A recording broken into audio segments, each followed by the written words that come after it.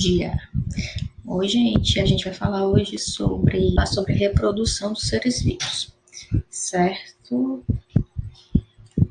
Então, reprodução é o processo pelo qual um organismo gera um descendente, certo? E esse descendente, ele pode ser igual ou ter características diferentes dele, certo? Isso vai depender do tipo de reprodução. Exemplo, reprodução assexuada. Reproduções assexuadas são aquele tipo de reprodução cujo um indivíduo vai gerar outro indivíduo semelhante, com a mesma carga genética, igual a ele. Já na reprodução sexuada, é o tipo de reprodução onde ocorre o quê? Misturas de material genético de um macho e de uma fêmea, onde vai garantir o quê? A variabilidade genética de um indivíduo, as características diferentes das dos pais. Na assexuada, não há variabilidade genética. Na reprodução sexuada, há variabilidade genética, certo? Os seres vivos, na reprodução assexuada, os seres vivos geram clones ou cópias de si. Exemplos de reprodução assexuada: cisparidade, exemplo de bactéria, certo? Divisão binária, fragmentação, como aqui a gente tem o exemplo da estrela do mar, certo? Que se ela se fragmenta, se partes dela se quebram no mar, se ela tiver um núcleo, parte do núcleo dela, ela vai gerar um novo indivíduo, certo? Brotamento e esporulação. Na reprodução sexuada, as principais características é a formação de gameta haploide. A gente viu na reprodução, no desenvolvimento das divisões celulares, que a gente possui dois tipos de divisões celulares, né? A mitose, que é para a regeneração e crescimento do corpo, e a meiose para a formação de gametas, né? Onde a célula haploide, ela vai ter a metade da quantidade de cromossomos que uma célula diploide tem, certo? Nessa reprodução sexuada, ela é fundamental para quê? Para garantir a variabilidade genética do indivíduo, certo? Ou seja, os genes mais fortes, mais interessantes, podemos assim dizer, irá passar para os novos descendentes, certo? Gerando pessoas mais fortes, certo? Os gametas masculinos e femininos são formados por meioses na gônada, certo? A gônada masculina a gente chama de testículo, certo? E o gameta masculino é o espermatozoide. Já o feminino, a gônada feminina são os ovários e o gameta é o óvulo, certo? Então a gente pode dividir a reprodução sexuada, caracterizar os indivíduos como organismos monóicos. O que são organismos monóicos? São aqueles organismos que possuem os órgãos reprodutores, os dois órgãos reprodutores em um único indivíduo, certo? São aqueles organismos que a gente pode chamar de hermafroditas. Esses organismos, eles podem, mesmo tendo os dois órgãos reprodutores, eles podem se autofecundar, exemplo da tênia, certo? Quem tem esse tipo de parasita dentro do organismo, entenda que eles auto se fecundam, ele não precisa de um parceiro. Já na fecundação cruzada, são aqueles organismos que, apesar de terem os dois sexos, certo? Os dois órgãos reprodutores no mesmo indivíduo, ele vai precisar de um parceiro. Por quê?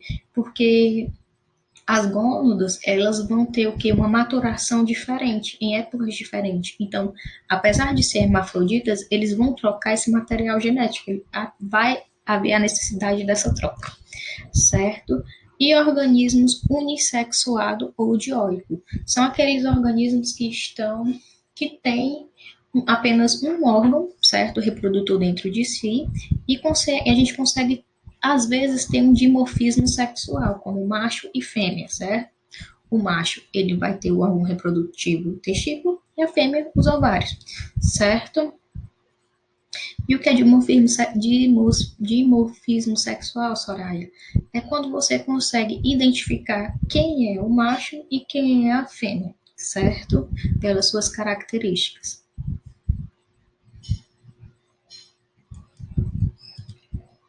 Reprodução humana.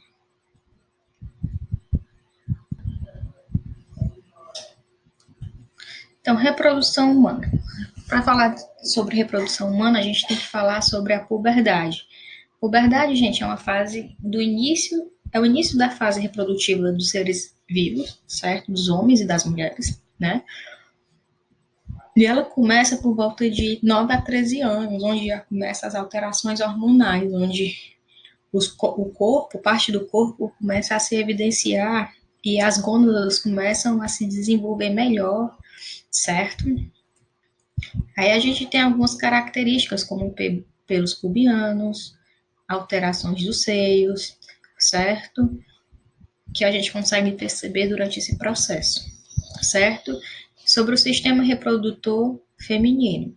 O sistema reprodutor feminino, ele é composto de uma vagina, do útero, tubas uterinas e ovário, certo? E as gônadas, ovário ou ovócito, certo? Elas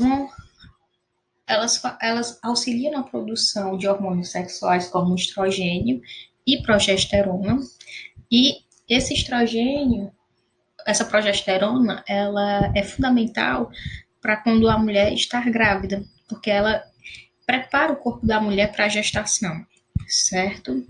Tubas uterinas, certo? As tubas uterinas, elas transportam os óvulos, certo? Que romperam a superfície do ovário até chegar à cavidade do útero, certo? É nas tubas uterinas onde ocorre o que? A fecundação. O óvulo, ele é liberado, né? Pelo ovário, o óvulo, e ele é fecundado nas tubas uterinas. Sendo fecundado, certo? Eles vão para onde? Eles vão para a cavidade do útero, certo? Portanto, o útero ele é considerado o maior órgão do sistema reprodutivo feminino, e quando o embrião ou quando o óvulo ele é fecundado, ele se abriga na cavidade do útero, certo? Ele vai, após a fecundação, após as tubas, se localizar, se direcionar aqui, certo? E fazer seu desenvolvimento. Aí aqui a gente tem a figurinha, né, mostrando todo o sistema reprodutor feminino, que a gente tem a vagina, a gente tem o colo do útero, por onde os espermatozoides vão entrar, vão se direcionar às tubas uterinas. Aqui é o ovário, né, essas duas bolinhas bonitinhas aqui é os ovários, onde vai ter os óvulos que vão ser liberados mensalmente por mulheres, pelas mulheres, né? E vai ter um período de fertilidade onde esses óvulos que serão liberados terá um tempo para ser fecundado, certo? Logo Logo a mais a gente vai falar sobre o sistema reprodutor masculino, que é composto de pênis, testículo, saco escrotal, trato seminal e glândulas acessórias, certo? A gônada é o testículo e no seu interior possui túbulos seminíferos, onde ocorre a formação de espermatozoides, né? E também a produção do hormônio testosterona, certo? Nesse testículo, os homens têm os epídimos, onde ocorre a armazenação desses espermatozoides e até eles maturarem, certo?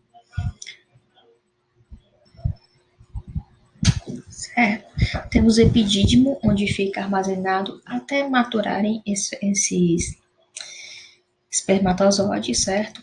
E tanto o testículo como o epidídimo, eles ficam armazenados no saco escrotal, certo? Por quê? Porque a temperatura ideal dessas gônadas é que elas fiquem entre 34 a 35 graus Celsius para uma boa manutenção e fabricação de quem? Dos gametas, certo?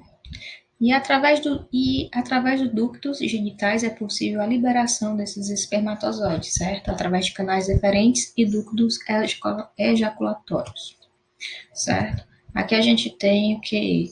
espermatozoide, certo? A gente tem aqui o acrossoma, o núcleo, mitocôndrias e cauda, certo?